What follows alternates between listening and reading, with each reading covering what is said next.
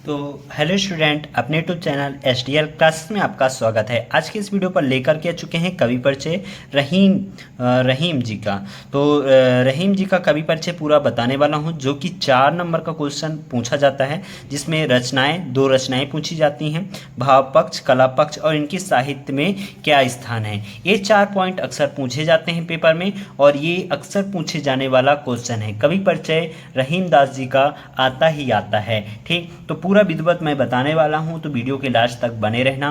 और बहुत ही आसान तरीके से बताऊंगा, जो कि आपको एक बार में याद भी हो जाएगा यदि वीडियो को आप सही तरीके से लास्ट तक देखेंगे। तो ऐसा वीडियो आपको कहीं पर भी नहीं मिलने वाला है। और वीडियो के लास्ट तक बने रहना पूरे के पूरे। यदि 4 नंबर आपको चाहिए तो अच्छे से इसी तरीके से आपको लिख कर के आना है कवि परिचय रहीम दास जी का। ठीक, तो चलिए स्टार्ट करते हैं। और हाँ, इस वीडियो को जितना हो सके अपने दोस्तों में शेयर करना। चैनल को अभी तक जिन्होंने सब्सक्राइब नहीं किया, फटाफट सब्सक्राइब कर लो, क्योंकि ऐसे ही कवि परिचय डेली के डेली हमारे चैनल पर अपलोड होते रहेंगे। और लेखक परिचय भी जाकर के देख लीजिएगा, हिंदी प्लेलिस्ट अलग से बना हुआ है, डेली की डेली वहाँ पास आपको मिल जाएगा। तो यहाँ पास देखिए इनकी रचनाओं में क्या क्या लिखना है, यहाँ पास देख लीजिए। जिसमें है रहीम सतसई, क्या है, रहीम सतसई, श्रृंगार सतसई और मदनाष्टक और बर वै नायिका भेद। ठीक, तो इस तरीके से आप ये 4 रचनाएं दी गई हैं, जिसमें से आपको 2 ही रचनाएं आएंगी, लेकिन आपको चारों याद करना है। क्योंकि यदि आप कोई भूल जाते हो एक आध ठो, तो आपको कम से कम 2 तो भी पेपर में याद रहना चाहिए। तो रहीम सतसई, श्रृंगार सतसई, ये बहुत ही सरल है।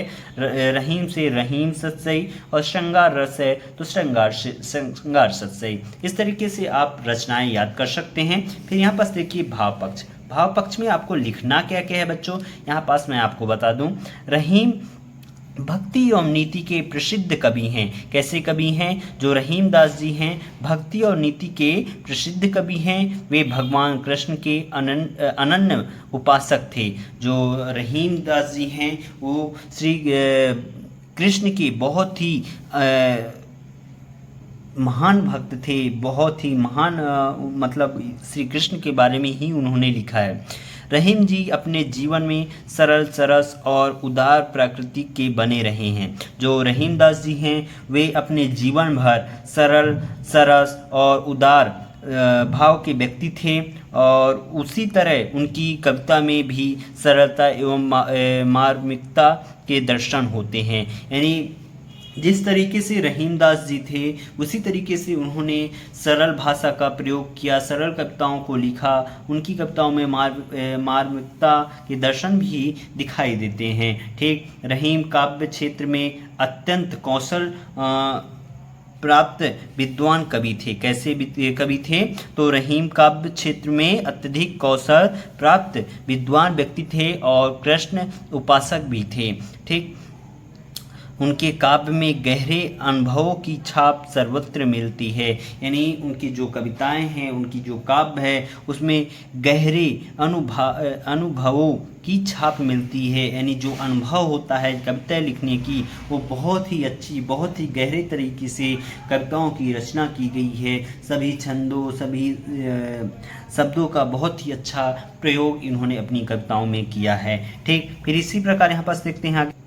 तो यहाँ पास देखते हैं रहीम दास जी की कला पक्ष है। तो कला पक्ष में क्या क्या लिखना है आपको बच्चों, कि रहीम ने ब्रज भाषा और अवधी दोनों भाषाओं में काव्य की रचना की है।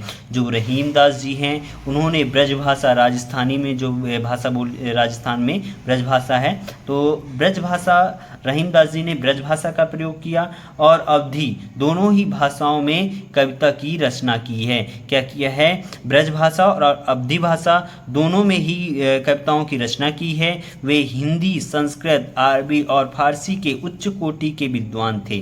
वे किस के? हिंदी के, संस्कृत शब्द, अरबी और फारसी के उच्च कोटि के विद्वान थे। यानी उन्हें ये सब चीज़ें बहुत अच्छे से आता था, ये सभी भाषाएं बहुत अच्छे से आती थीं। ठीक, फिर रहीम की शैली सरल, सरस और सुबोध है।